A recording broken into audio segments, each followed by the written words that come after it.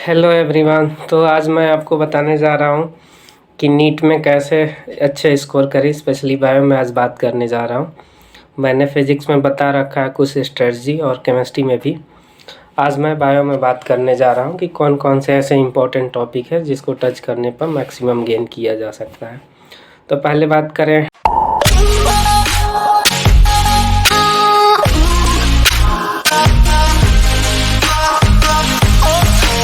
Diversity in the living world. Diversity in the living world में 4 chapter हैं, जिसमें biological classification सबसे important है, जिसमें आप जितने भी एल्गी है, फंगी है, सबके एग्जाम्पल याद रखिए, सबके क्लास याद कीजिए। इसके बाद बाकी जो पढ़े वो पढ़े, लेकिन इसको ज़रूर टच करना है। प्लांट किंगडम की बात करें तो प्लांट किंगडम में आप जैसे ही देखेंगे तो आपको एल्गी आएगा। एल्गी के अलावा आपको ब्रायोफाइट, टेरिडोफाइट, इन सब के एग्जाम्पल ज़रूर याद रखें।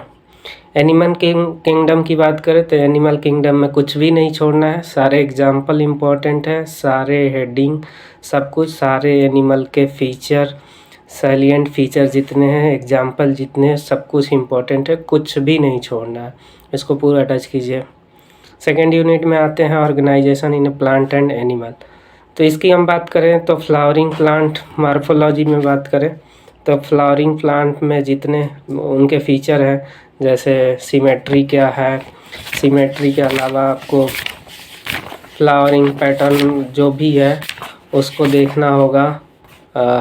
और ये ज़रूर याद रखें हाइपोगाइनस, पेरीगाइनस, इपीगाइनस के एग्जाम्पल, ये सबसे इम्पॉर्टेंट है, बार बार पूछे जाते हैं। हाँ, तो ये हो गया। और आपको गाइनेशियम में जाना है। गाइनेशियम में प्लेसेंटेशन जितने टाइप के, इनके एग्जाम्पल ये मस्ट हैं, ये पूछे ही जाते हैं, इसमें कोई दो राय नहीं है। फिर इसके बाद एस्टिवेशन देख लीजिए, पेटल का, तो पेटल का एस्टिवेशन एग्जाम्पल ज़रूर याद कीजिए। इसके बाद एक कुछ फ्रूट और सीड के बारे में, मोनोकॉट, डाइकॉट का एग्जाम्पल आप मस्ट ही याद रखिए। फैमिली के तो एक एक चीज़ आप याद रखिए, जितनी तीनों फैमिली जो दी गई है उनके सारे एग्जाम्पल, रोलर फार्मूला, सब याद करना है। इससे ज़रूर क्वेश्चन हर एक साल आते हैं, इससे क्वेश्चन आना ही है, फिक्स है। नेक्स्ट हम आते हैं एनाटमी ऑफ फ्लावरिंग प्लांट। तो एनाटमी ऑफ फ्लावरिंग प्लांट में आपको सबसे ज़्यादा इम्पोर्टेंट है कॉम्प्लेक्स टिश्यू, जाइलम फ्लोएम के बारे में जितने पॉइंट्स लिखे गए हैं, हर एक पॉइंट्स को अच्छे से कवर करें, फिक्स है क्वेश्चन आने। इसके बाद आप जितने डाइकॉट, मोनोकॉट, रूट, स्टेम और लीफ में जो डिफरेंट है उसको ज़रूर याद रखें, इससे क्वेश्चन फिक्स है आना।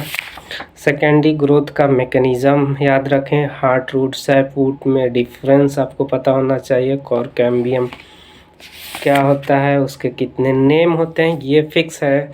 कॉरकैम्बियम के कितने और नेम होते हैं, ये आपको ज़रूरी है याद रखना। और नेक्स्ट चैप्टर में हम बात करते हैं स्ट्रक्चरल ऑर्गेनाइजेशन इन एनिमल। तो इसमें टाइप ऑफ टिश्यू आपको याद करना है, उसमें सबसे इम्पोर्टेंट टिश्यू है आपका कनेक्टिव टिश्यू। इसको पढ़ना ही पढ़ना है, हर एक साल क्वेश्चन आते हैं, फिक्स है कनेक्टिव टिश्यू से। बाकी आप इपिथेलियम भी पढ़ सकते हैं, इपिथेलियम, लेकिन कनेक्टिव टिश्यू से फिक्स है क्वेश्चन आने। कुछ लोग अर्थवर्म की बात करते हैं कि अर्थवर्म पढ़े ना पढ़ें, तो अर्थवर्म के बारे में भी पढ़ना बहुत ज़रूरी है, क्योंकि इससे भी क्वेश्चन आते हैं। इसके ब्लड सेल्स कैसे होते हैं और टाइफ्लोसोल क्या होता है, ये सब फिक्स है, अर्थवर्म पढ़े ही पढ़े। कॉकरोच से भी क्वेश्चन आते हैं, कॉकरोच के एनाटमी को अच्छे से पढ़ें, हिंडगट, फोरगट, मिडगट, ये जितने होते हैं, और इनके एक्सटर्नल फीचर, इनके माउथ, लैब्रम, हाइपोफैरिंग, ये सब फिक्स है। मेल फीमेल रिप्रोडक्टिव में क्या डिफरेंस होते हैं, इसको ज़रूर याद रखें। नेक्स्ट आपको टॉपिक है सेल। तो सेल में जितने डेटा दिए हैं कि सेल की साइज़ कितनी है, एक सेल के न्यूरॉन सेल की साइज़ कितनी है, आरबीसी की साइज़ कितनी है, राइबोसोम, जितने भी सेल ऑर्गेनील हैं, सेल मेम्ब्रेन है, सेल ऑर्गेनील में क्या क्या किसने डिस्कवर किया, कब किया, ये सब इम्पोर्टेंट है।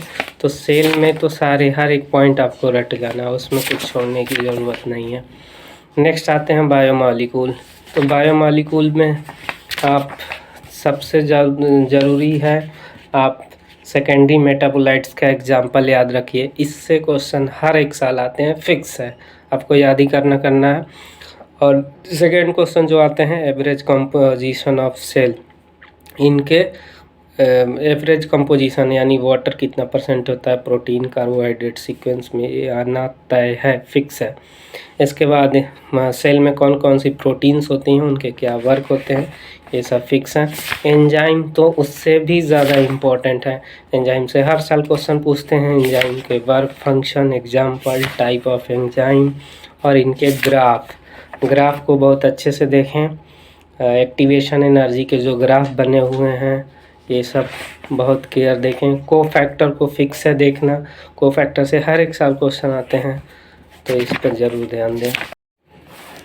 सेल डिवीज़न की बात करें, cell cycle and cell division, तो तीनों फेज़ याद रखें, G1S और G2 फेज़, और मेटाफेज़ माइटोसिस का जितने फेज़ हैं उनमें क्या क्या फंक्शन होते हैं वो याद रखें। मियोसिस में जो मियोसिस फर्स्ट का जो प्रोफेज फर्स्ट का जितने 5 सब डिवीज़न हैं उनको ज़रूर याद रखें, उन्हीं से क्वेश्चन आते हैं कि 5 सब डिवीज़न में क्या क्या फंक्शन होता है। इसी से ज़्यादा क्वेश्चन हर साल आते हैं, आप कुछ पढ़े या ना पढ़े, इसको पढ़ना ही पढ़ना है। मियोसिस फर्स्ट का, प्रोफेज फर्स्ट का सब डिवीज़न, इसी से क्वेश्चन हर साल आते हैं, बाकी चैप्टर कोई खास नहीं है।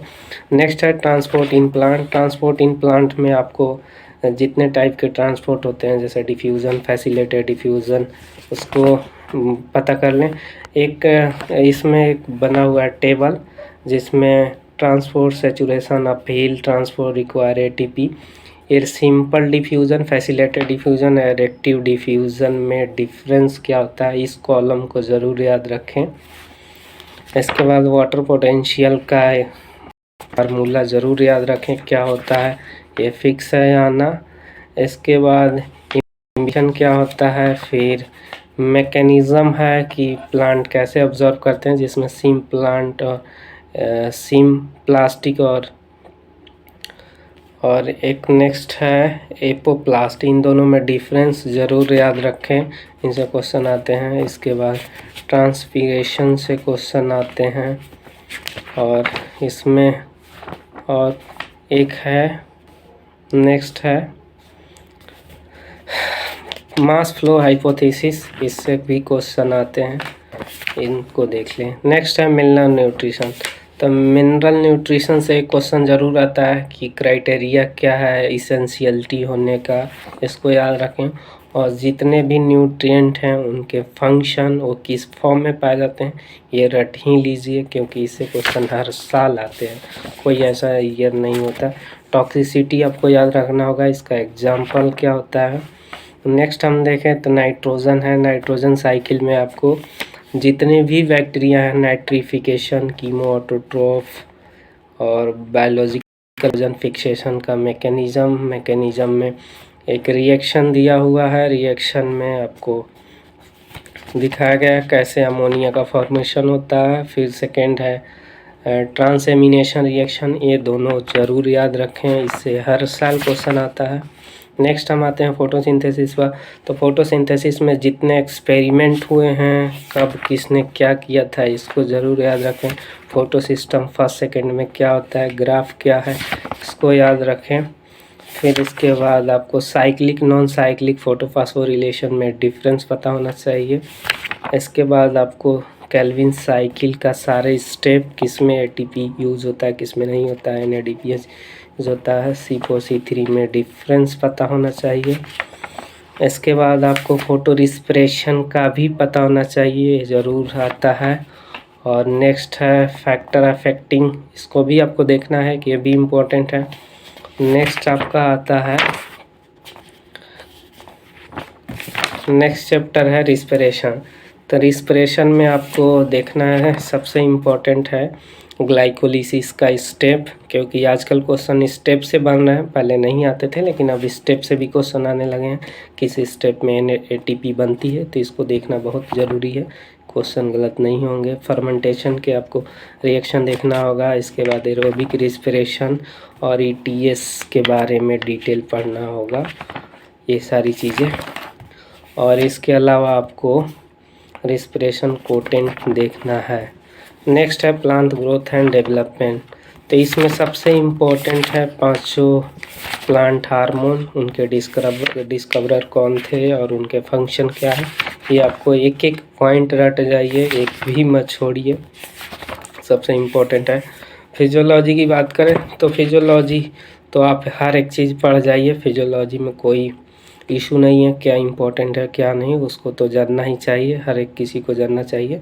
और आगे भी उसके यूज़ होते हैं। आप MBBS फर्स्ट ईयर में जाएंगे तो वहाँ मेडिकल फिजियोलॉजी पढ़ाई जाएगी, तो आपको ये काम आ जाएगी और आपको ये पता ही होना चाहिए। तो इसमें हम नहीं बता सकते क्या इम्पोर्टेंट है और क्या नहीं इम्पोर्टेंट है, तो इसको आप ज़रूर देखें। Thank you.